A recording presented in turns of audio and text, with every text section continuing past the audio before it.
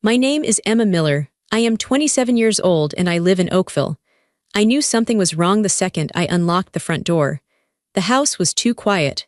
Usually, there was the click-clack of claws on the hardwood, the soft thud of a tail hitting the wall, the happy whine of Jasper, my golden retriever mix, waiting for me. He was my anchor. He was my only comfort in a house that often felt like a war zone. Today, there was nothing. Just a heavy, suffocating silence. I dropped my keys in the bowl. "Jasper," I called out. My voice shook a little. My mother was sitting at the kitchen table, scrolling through her phone. She didn't even look up at me. She didn't even blink. "Where is he?" I asked. My stomach twisted into a knot. She took a sip of her coffee and said it like she was talking about the weather. "We sold him. Your sister's kids needed new phones. They're expensive, Emma. You know how hard it is for her." I froze. I couldn't breathe. The air left my lungs. They didn't just give him away. They traded my best friend, a living, breathing soul, for gadgets. For iPhones my nieces would crack in a week. At that moment, the daughter I tried so hard to be died right there in the hallway. But before I tell you how everything flipped, like and subscribe, drop a comment. Where are you watching from? To understand why my mother could sit there and drink her coffee while my world fell apart, you have to understand my role in this house. I am not a daughter to them. I am a utility. I am like the refrigerator or the washing machine. You only notice me when I stop working.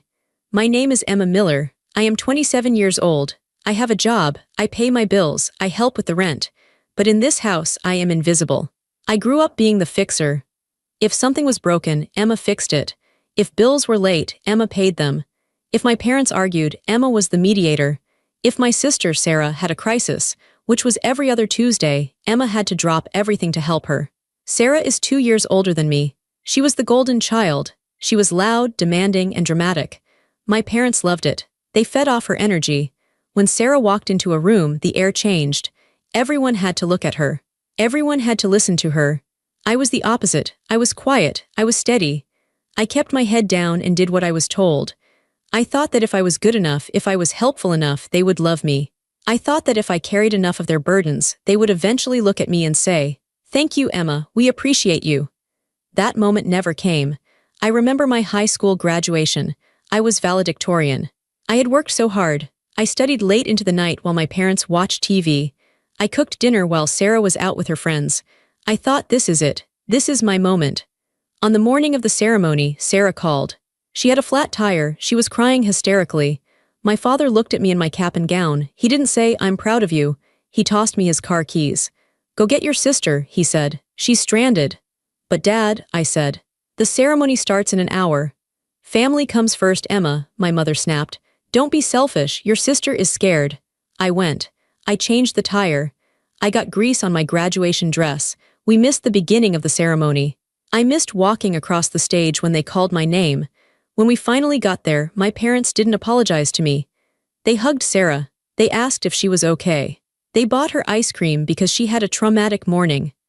I stood there in my stained dress, holding my diploma case that I had to pick up from a cardboard box later, and I felt entirely alone. That was my life. My mother manipulated through guilt. She was a master at it. "After everything we've done for you," she would say, "we put a roof over your head. We fed you." She made basic parenting sound like a heroic sacrifice that I owed her a debt for. If I ever tried to say no, she would clutch her chest. She would cry. She would say I was breaking her heart. My father was different. He didn't use guilt. He used dismissal. If I tried to talk to him about my day, he would turn up the volume on the TV. If I told him I was struggling, he would tell me to toughen up. "You're too sensitive," he would say. "Stop making a big deal out of nothing." But if Sarah had a problem, if Sarah needed money, if Sarah needed a babysitter for her 3 kids, then suddenly it was a crisis. Then it was an emergency. Sarah had 3 kids, my nieces. I loved them, but they were becoming just like her. Entitled, loud, demanding, Sarah was always struggling. She had a new phone every year, but she couldn't pay her electric bill. She had designer purses, but she needed my parents to buy groceries for the kids. And who paid for it? Often it was me. I worked as a graphic designer. I made decent money. But I stayed at home to save for a house of my own. Or that was the plan. In reality, my money went into the family pot. "Emma, can you cover the electric bill this month? Your dad's hours got cut." "Emma, we need to fix the boiler. Can you transfer some money?" Emma, Sarah needs help with the kids' school supplies. I gave and I gave. I thought I was buying love. I thought I was buying my place in the family. Then came Jasper. I found him 2 years ago. He was a stray, wandering near my office building. He was skinny, dirty, and scared. His golden fur was matted with mud. I sat on the sidewalk for an hour, holding out a piece of my sandwich. He finally came to me. He licked my hand. His eyes were big and brown and full of a sadness that I recognized. I took him home. My mother hated him instantly. "A dog," she screeched. "We don't need another mouth to feed, it's dirty. It's going to shed everywhere." "I'll take care of him," I promised. "I'll pay for his food, I'll clean up after him, you won't even know he's here." I named him Jasper. Jasper was the first living thing in that house that looked at me with love. When I came home from work, tired and drained, Jasper didn't ask me for money. He didn't ask me to fix anything. He didn't tell me I was selfish. He just wagged his tail. He leaned his heavy head against my leg. He let out a long sigh that seemed to say, "You're home, I'm safe, you're safe." For 2 years, Jasper was my shield. When my mother started yelling about how I wasn't doing enough, I would go to my room and hug Jasper. When my sister called demanding free babysitting, I would take Jasper for a long walk. He was my anchor. He kept me sane. He was the only one who listened to me. I would talk to him late at night. I would tell him about my dreams. I would tell him how much I wanted to leave this house. He would look at me with those soulful eyes, and I felt understood. My family knew this. They saw how much I loved him. They saw that he was the one thing that was purely mine. They didn't like it. My mother would complain that I spent too much time with the dog. "You care more about that beast than your own family," she would say. My sister would roll her eyes when I talked about him. "It's just a dog, Emma, get a life." They were jealous. Not because they wanted the dog, but because the dog made me happy. And when I was happy, I was less useful to them. When I had Jasper, I had a reason to say no. I had a reason to leave the house. I had a boundary. They hated that boundary. I should have seen it coming. I should have known they would come for him. But I never thought they would be this cruel. I never thought they would sell a living creature just to buy electronics. I was wrong. I stood in the kitchen, staring at my mother. The silence after she spoke was heavy. It felt like the air had turned into concrete. "We sold him. Your sister's kids needed new phones." The words bounced around my skull. They didn't make sense. It was like she was speaking a foreign language. You sold him?" I whispered. My voice was barely a sound. My mother put her phone down on the table with a sharp click. She looked annoyed. She looked like I was interrupting her relaxation time. "Don't look at me like that, Emma," she said. Her voice was sharp. It was a practical decision. Sarah called this morning. Her oldest, Mia, broke her phone again. And the twins have been begging for upgrades.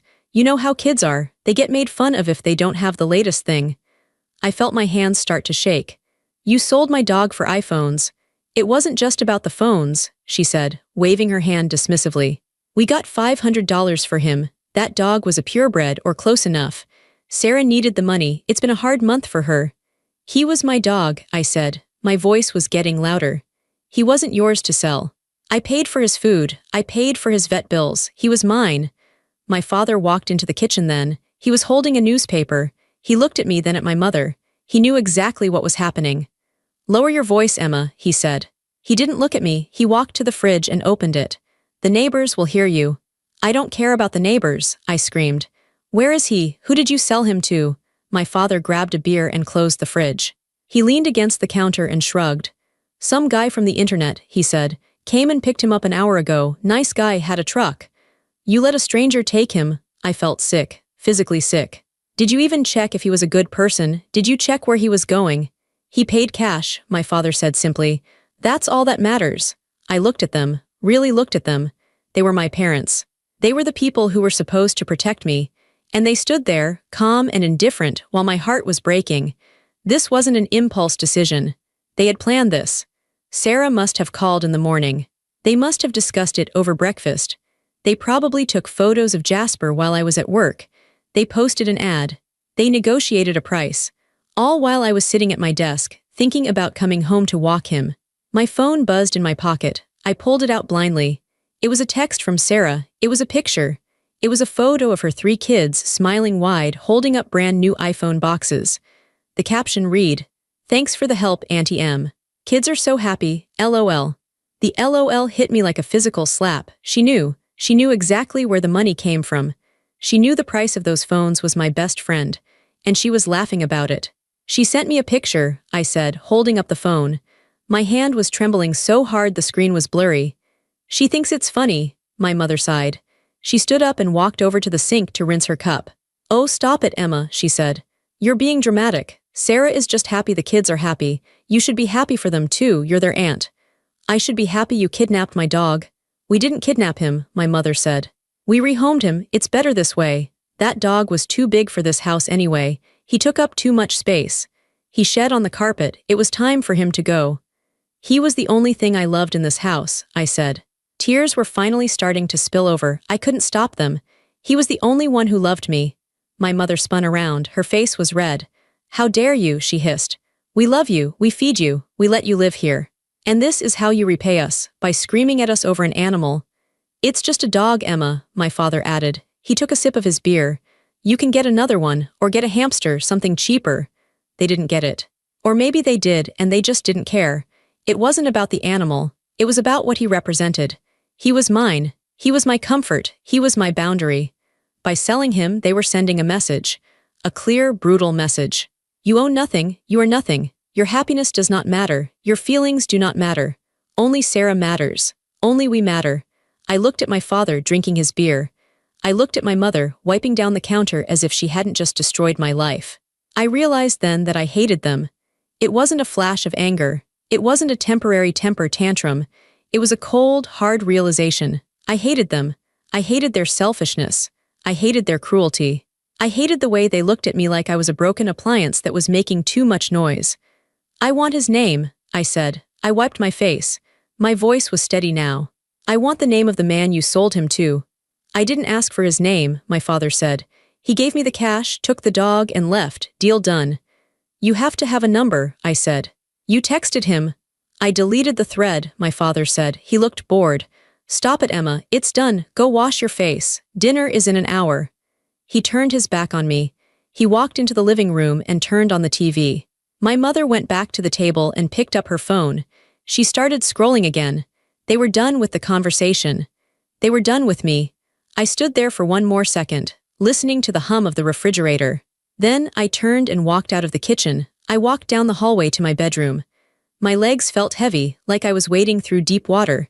Every step was a struggle. I reached my door and pushed it open. Usually this was the best moment of my day. Usually I would open this door and Jasper would be there. He would be lying on his bed or waiting by the window. He would jump up, his tail thumping against the dresser, his whole body wiggling with joy. Today the room was still. It was dead silent. I walked inside and closed the door behind me. I leaned back against the wood and just looked. In the corner his crate was there. The door was open. It was empty. His blanket, the blue fleece one he loved to bundle up under, was still inside. It still had the indent of his body. It looked like he had just gotten up and walked away. His water bowl was dry. They must have dumped it out. His leash was hanging on the hook by the closet, the red nylon leash we used for our walks. I walked over to the corner. I knelt down on the floor. I reached out and touched the blanket. It was cold. I picked up his favorite toy. It was a stuffed hedgehog that had lost one eye and most of its stuffing. He carried it everywhere. He slept with it. It was shoved into the corner between the crate and the wall like it was trash, like it was garbage. I brought the toy to my face. It smelled like him. It smelled like earth and dog shampoo and comfort. The smell hit me like a physical blow. My chest tightened. I couldn't breathe. I curled up on the floor, holding the hedgehog, and I stared at the empty crate. I waited for the tears to come back. I waited for the sobbing. But the tears didn't come. Instead, a strange coldness settled over me. I lay there on the floor and replayed the last 10 minutes in my head. We sold him. Your sister needed phones. It's just a dog. I thought about all the years I had spent trying to please them. I thought about the money I had given them. Thousands of dollars over the years.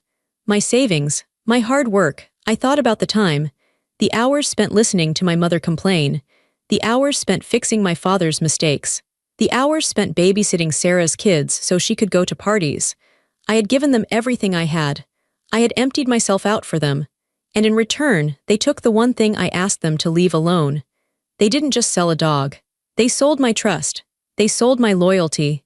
They sold their relationship with me for $500. That was my value to them. $500. I looked at the empty crate again. If I stayed here, this would never stop. If I let this slide, if I cried and then eventually forgave them like I always did, they would do it again. Next time it would be my car, or my savings account, or my sanity. They would strip me down until there was nothing left of me. The silence in the room wasn't peaceful anymore. It was suffocating. But inside that silence, I found something new. I found rage. Not the hot, screaming rage I had felt in the kitchen. This was different. This was a cold, sharp rage. It was quiet. It was focused. It was the rage of someone who realizes they have nothing left to lose. I sat up. I placed the hedgehog on my bed. I wasn't going to cry. I wasn't going to beg. I was going to get my dog back. And then, I was going to burn the bridge to this family so thoroughly that they would never be able to cross it again. I stood up, I wiped my face. I looked in the mirror. My eyes were red, but my jaw was set. I looked different. I looked harder. I wasn't the victim anymore. I wasn't the daughter they could push around. I walked over to my desk and opened my laptop. I sat down and cracked my knuckles. Okay, I whispered to the empty room. Let's find you. I knew my father. He was lazy. He wouldn't have posted ads on 5 different sites. He wouldn't have interviewed buyers. He would have taken the path of least resistance. He said he sold him to a guy on the internet. That meant Craigslist or Facebook Marketplace. Those were the only 2 sites my father knew how to use. I started with Facebook. I went to my father's profile. It was locked down, but I was friends with him. I checked his recent activity. Nothing. He was smart enough not to post it on his main wall. I checked the local buy, sell, trade groups for our town. I scrolled through listings of used lawnmowers, baby clothes, and old tires. Nothing. I checked the groups for the neighboring towns. Nothing. I switched to Craigslist. I searched golden retriever. I searched dog. I searched free to good home, knowing my father, he might have listed it as cheap just to move him fast. I scrolled for an hour. My eyes were burning. The screen was the only light in the room. My door was locked. I could hear the TV downstairs. I could hear my father laughing at a sitcom. The sound made my blood boil, but I forced myself to focus. Focus, Emma, find him. I expanded my search radius. 20 miles, 30 miles, 50 miles, and then I saw it. A listing posted 4 hours ago. Golden mix. Male, 3 years old, great temperament, $500, must go today. There was no photo, just text. The location was listed as my town. The description was brief, but there was one detail that made my heart stop. Comes with blue fleece blanket. My father had sold the blanket too, but he had left it in the crate. No, we had 2 blue blankets. One in the crate, one we kept in the car. He must have given the guy the car blanket. I looked at the contact info. It was a generic email relay, but there was a phone number buried in the text. I didn't recognize the number. It wasn't my father's cell. I looked closer. It was my father's work cell number. The one he thought I didn't know. He had posted the ad from his work phone so my mother wouldn't see the notifications on his personal iPad. This was it, but the ad was marked deleted by author. That meant the sale was done. The listing was gone. I didn't have the buyer's info. I only had the proof that my father sold him. I felt a wave of panic. How do I find the buyer? I went back to the Facebook groups. I started searching for ISO Golden Retriever, in search of. Maybe someone had been looking. Then I had an idea. If the guy bought him today, maybe he was posting about his new dog. I searched new dog in the local community groups. I searched adopted. Nothing. I sat back, rubbing my temples. Think like a person who just bought a dog. You buy a dog, you need supplies. You might ask for recommendations for vets. You might ask for advice. I went to the dog owners of my county group. I sorted by newest. And there it was, posted 30 minutes ago. A grainy photo of a golden retriever sitting in the back of a pickup truck. He looked scared. He was looking at the camera with wide, confused eyes. The caption read, "Just picked up this guy. Previous owner said they were moving and couldn't take him. Seems sweet but a little nervous. Anyone know a good mobile groomer? He smells like cigarettes." My father smoked. The house always smelled like cigarettes. It was Jasper. I knew that face. I knew that white patch on his chest. I clicked on the profile. The name was Mike Henderson. He lived in the next town over, about 40 minutes away. I didn't hesitate. I didn't send a message. I didn't wait. I grabbed my keys. I grabbed Jasper's leash from the hook. I opened my bedroom door. The hallway was dark. I crept down the stairs. The living room light was flickering against the wall. I could hear my mother snoring in her chair. I slipped out the front door. My hands were shaking as I started my car. I punched the name Mike Henderson into my GPS on my phone. A generic address popped up. It was a guess, but it was a start. I drove fast, probably too fast. I rehearsed what I was going to say. I would offer him double. I would offer him everything in my savings account. I would beg. I would threaten. I didn't care. I wasn't leaving without my dog. The drive felt like it took 10 years. I pulled into a driveway of a small ranch house. There was a pickup truck in the driveway, the same truck from the photo. I killed the engine. I got out. I walked up to the front door. It was 9:30 p.m. It was late to be knocking on a stranger's door. I knocked anyway, hard. A minute passed, then the porch light flicked on. The door opened. A man stood there. He was big, wearing a flannel shirt. He looked confused. "Yeah," he said. "Can I help you?" "You bought a dog today," I said. My voice was breathless. "A golden retriever mix from a man in Oakville." The man's eyes narrowed. "Yeah, who are you?" "I'm his daughter," I said. "He stole that dog. He sold him without my permission. That dog is my baby. He is my everything." I held up the leash. My hands were trembling. "Please," I said. Tears were running down my face now. "Please, I have cash. I'll pay you whatever you want. I just want him back." The man looked at me. He looked at the leash in my hand. He looked at the desperation in my face. He let out a sigh. He rubbed the back of his neck. "He told me he was moving to Florida," the man said. "Said the dog needed a yard." "He lied," I said. "He sold him to buy iPhones." The man shook his head. "Unbelievable." He turned and shouted into the house. "Babe, bring the dog." A woman appeared in the hallway behind him. She was holding Jasper by the collar. As soon as Jasper saw me, he froze. "Jasper," I whispered. He let out a bark, a loud, sharp bark. He wrenched himself free from the woman's grip. He launched himself at the storm door. He was scratching at the glass, whining, crying. The man opened the door. Jasper hit my chest like a cannonball. I fell back onto the porch steps, but I didn't care. He was licking my face. He was crying, that high-pitched, happy cry that dogs do. He was wrapping his paws around me. I buried my face in his fur. He smelled like cigarettes and fear, but he was here. He was safe. "I've got you," I sobbed. "I've got you, buddy. I'm sorry. I'm so sorry." I looked up at the man. I reached for my wallet. "How much?" "I have 500 right now. I can go to an ATM." The man looked at his wife. The wife was wiping her eyes. "Keep your money," the man said. "I'm not taking money for a stolen dog. That's messed up." "Are you sure?" I asked. "Take him home," he said, "and keep him away from your dad." "I will," I said. I stood up, clipping the leash onto Jasper's collar. The click of the metal was the best sound I had ever heard. "Thank you," I said. "Thank you so much." I walked Jasper to the car. He jumped into the passenger seat like he had done 1,000 times before. I got in and locked the doors. I looked at him. He was panting, looking at me with adoration. "We're going home," I told him, "but not to stay." I started the engine. I wasn't just bringing a dog home. I was bringing back a war declaration. I drove back to my parents' house. The adrenaline was fading, replaced by that cold resolve again. I pulled into the driveway. The house was dark now. They had gone to bed. I unlocked the front door. I walked in with Jasper.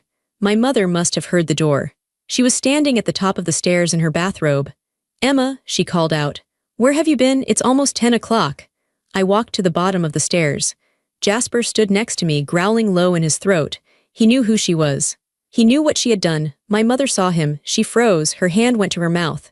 "How?" she stammered. "How did you?" "I found him," I said. My voice was calm, deadly calm. "I bought back what you sold." "You went to a stranger's house at this hour," she shrieked. "Are you crazy? You could have been killed. And bring that dog back in here. Your father said." "I don't care what he said," I interrupted her. I looked her dead in the eye.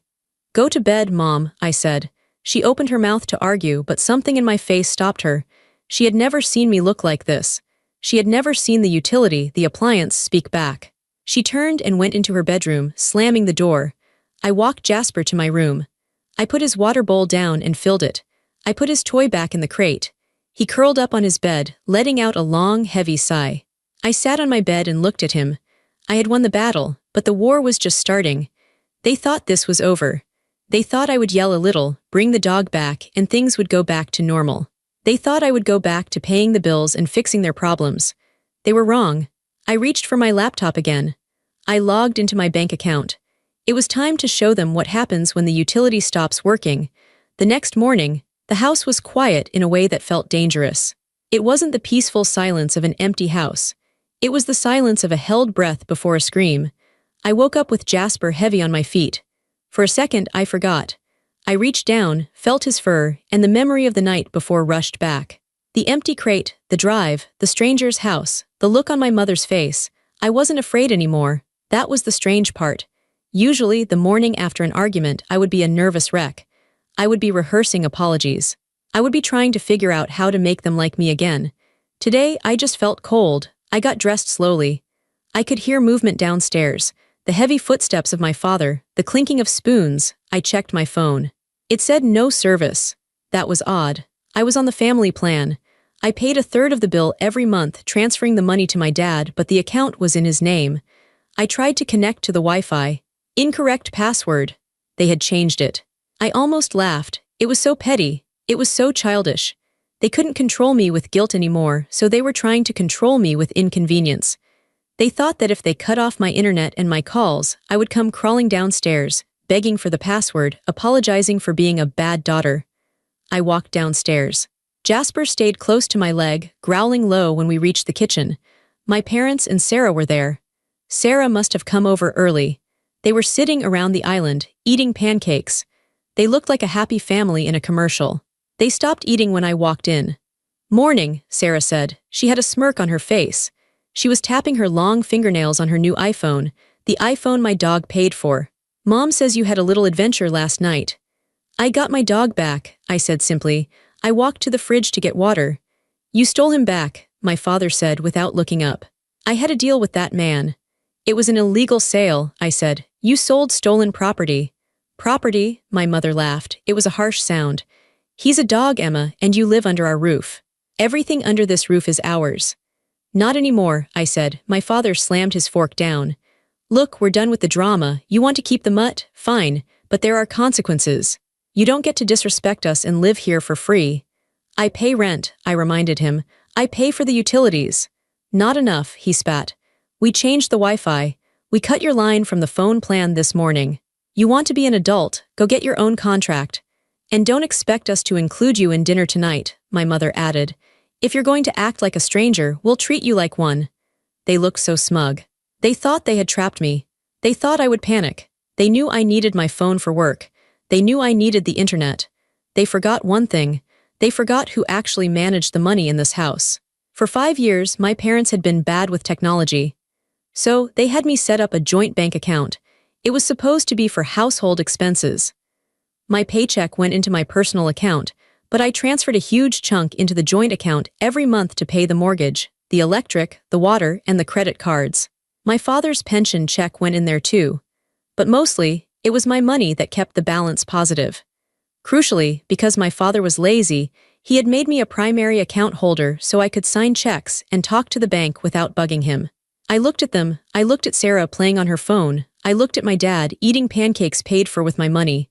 "Okay," I said. "Okay," Sarah asked. "That's it, you're not going to cry." "No," I said. "I'm going to go to work." I went back upstairs. I packed my laptop. I grabbed my bag. I drove to a coffee shop with free Wi-Fi. I bought a black coffee and sat down. My hands were steady. I logged into the bank's website. I pulled up the joint account. Balance, $4,250. My father's pension had just hit yesterday. My contribution for the mortgage was in there too. I looked at the transaction history. I saw the withdrawal for the family phone plan. I saw the charges for Sarah's online shopping spree she clearly used my mom's card for. I took a deep breath. I clicked transfer. I selected the entire balance. Every single cent. Destination, my personal savings account, the one they didn't have access to. I clicked submit. Transfer successful. The joint account balance blinked to $0. Then, I went to the bill pay section. I unlinked the electric bill. I unlinked the water bill. I unlinked the internet bill. I unlinked the mortgage autopay. I removed my email from the notifications. I sat back and took a sip of my coffee. They wanted to cut me off. They wanted to play games with money. Fine, they had cut off my phone service. I had just cut off their life support. My phone, which was only working on Wi-Fi now, started to buzz with emails confirming the transfers. I felt a dark sense of satisfaction. In about 3 days, the mortgage payment would bounce. In a week, the electric company would send a past due notice. And when they went to the grocery store today, when my mother tried to buy her expensive wine and Sarah tried to buy more toys for the kids. Card declined. I closed my laptop. I wasn't done. I drove to the phone store. I got my own plan, my own number. Then I went to work. I sat at my desk and did my job. I didn't answer the messages that started flooding in around noon. First, it was my mother. Emma, why is the card not working? I'm at the checkout. Then my father, what did you do to the account? Then Sarah, you selfish witch, fix it now. Mom is crying. I deleted them all. They had spent years telling me I was worthless. They had spent years telling me I didn't contribute enough. Today, they were finding out exactly what I was worth. When I got home that evening, the atmosphere had shifted from smugness to panic. I pulled into the driveway. My father's truck was there. Sarah's car was there. I took a deep breath. I turned to Jasper in the passenger seat. Stay here, buddy, I said. I'll be right back. I walked into the house. It was chaos. My mother was sobbing at the kitchen table. My father was pacing back and forth, his face purple with rage. Sarah was screaming into her phone, probably at her husband, complaining about me. When I walked in, the room went silent.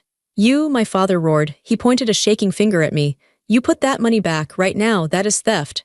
It's not theft, I said calmly. It's a joint account. My name is on it. And considering I've put in about 80% of the money in there over the last 5 years, I was just taking back my investment. We can't pay the mortgage, my mother wailed. We can't buy food. You have Sarah, I said, looking at my sister. Sarah got $500 for my dog. Surely she can help you with groceries. Sarah glared at me. I spent that money. The kids needed cases for the phones.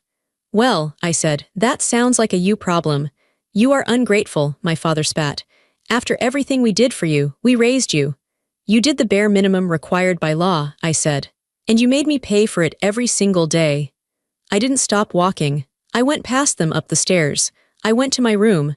I pulled my big duffel bag out of the closet. I didn't pack everything. I didn't want everything. I took my clothes. I took my laptop. I took my important documents, birth certificate, social security card, passport, which I kept in a lockbox because I never trusted them. I looked around the room. It was the room I had grown up in.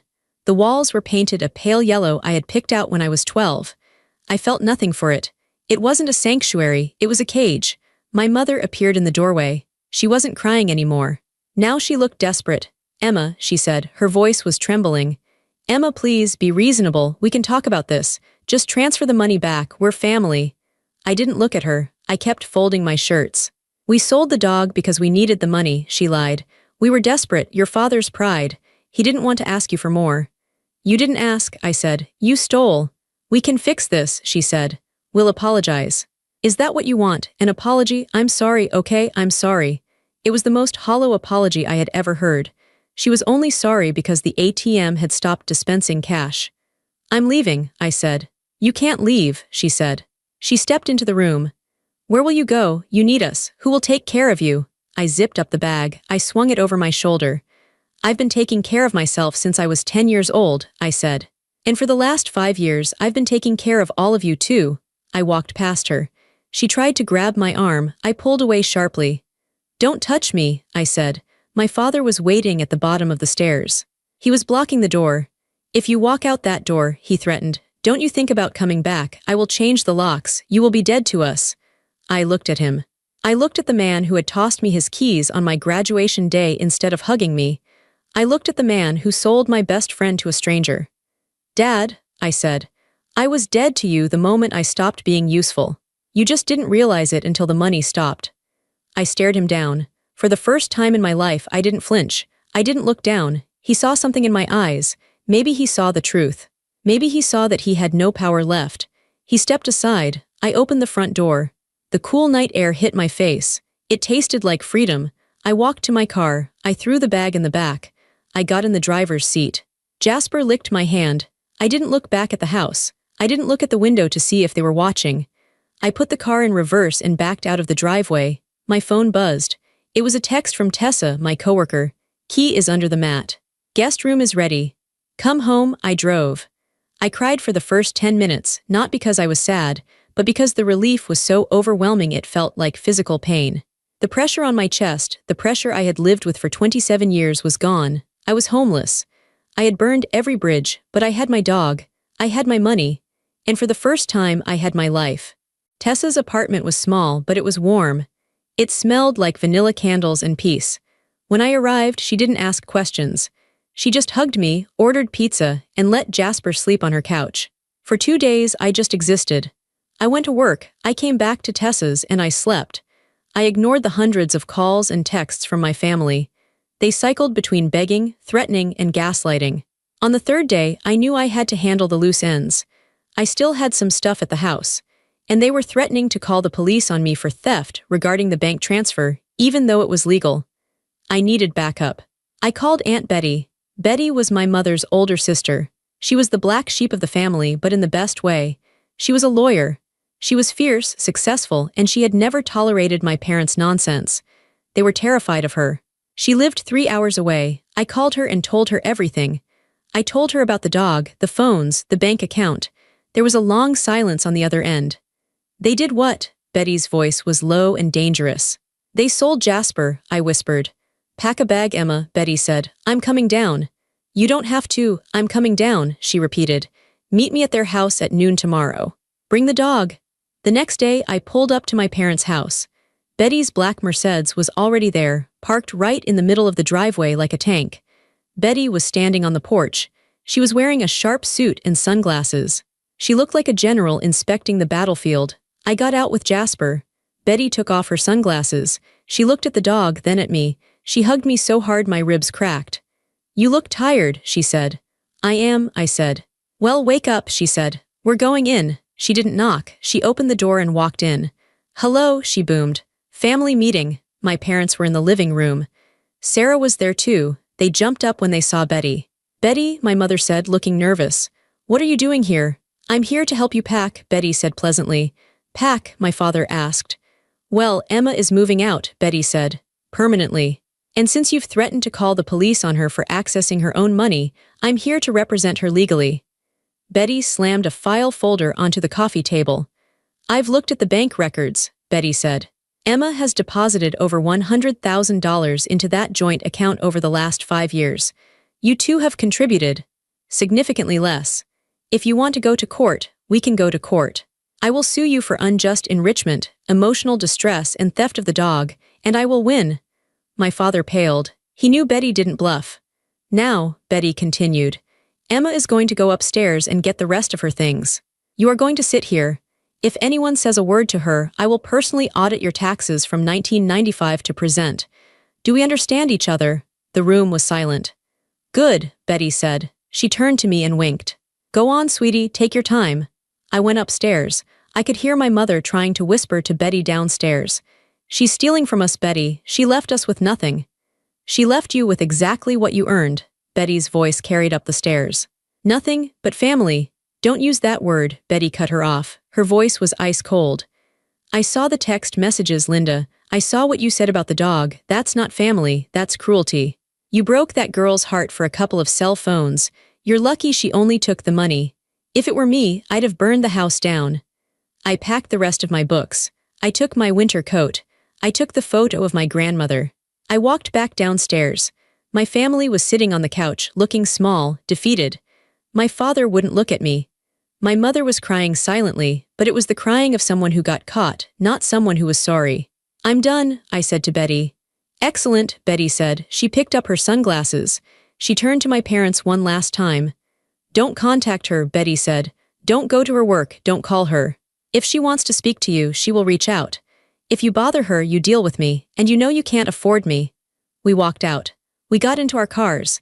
As I drove away, following Betty's Mercedes, I looked in the rearview mirror. The house got smaller and smaller. It was just a building now, wood and brick. It held no power over me. Betty honked her horn twice, a victory sound. I smiled. I reached over and scratched Jasper's ears. We're free, I told him. It took me 2 weeks to find a place. It wasn't fancy. It was a second-floor apartment in an older building on the edge of town. The floors creaked, the radiator clanked in the middle of the night, and the view was of a brick wall. But it was mine. My name was on the lease. My key opened the door. For the first time in my life, I bought groceries just for me. I bought the expensive cheese because I wanted it. I bought the cereal my father hated. I bought Jasper a new bed, a huge orthopedic memory foam one that cost way too much, but I didn't care. The first night in the apartment was strange.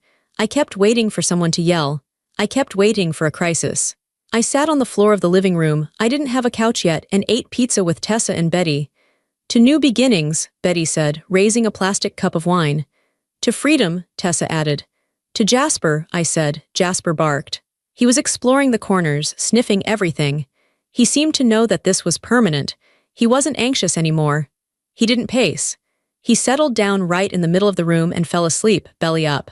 A month later, a letter arrived in the mail. It was my mother's handwriting. I stood by the mailbox, holding the envelope. My heart hammered for a second, an old reflex. I went upstairs and sat at my kitchen table. I opened it. It wasn't an apology. Of course it wasn't. Emma, we hope you are doing well. The house is very quiet without you. Your father's back is acting up again, and it's hard for him to mow the lawn. Sarah is struggling with the kids. The twins miss their aunt. We think enough time has passed. We are willing to forgive your outburst and the money situation if you come home for Sunday dinner. Let's put this behind us. We are a family, and families forgive. Love, Mom. I read it twice. We are willing to forgive you. They still thought they were the victims. They still thought I was the one who had sinned. They wanted me back not because they missed me, but because the lawn needed mowing and the bills needed paying. They wanted the utility back. I looked at the love, Mom, at the bottom. I didn't feel angry. I didn't feel sad. I just felt nothing. It was like reading a letter from a stranger. I stood up. I walked to the drawer in the kitchen where I kept my junk, batteries, rubber bands, takeout menus. I put the letter in the drawer. I didn't throw it away. I wanted to keep it. I wanted to keep it as a reminder of who they really were. Whenever I felt lonely, whenever I started to think maybe I should call them, I would read that letter. I would read the part where they offered to forgive me for saving my own life. I closed the drawer. I walked into the living room. The sun was streaming through the window. Jasper was sleeping in a patch of sunlight. I sat down next to him. I buried my face in his neck. I had lost my parents.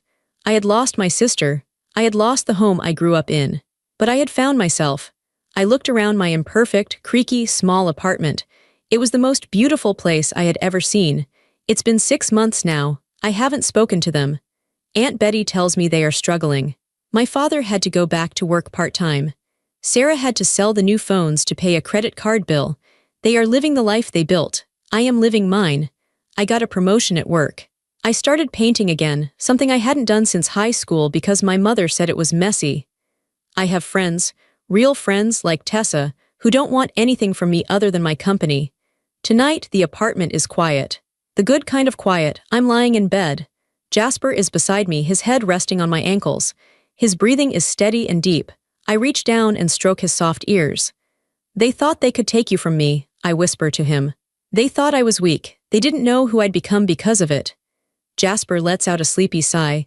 I turn my head and look at the camera. I look at you. I know there are people out there watching this who are stuck. Maybe you're the fixer in your family.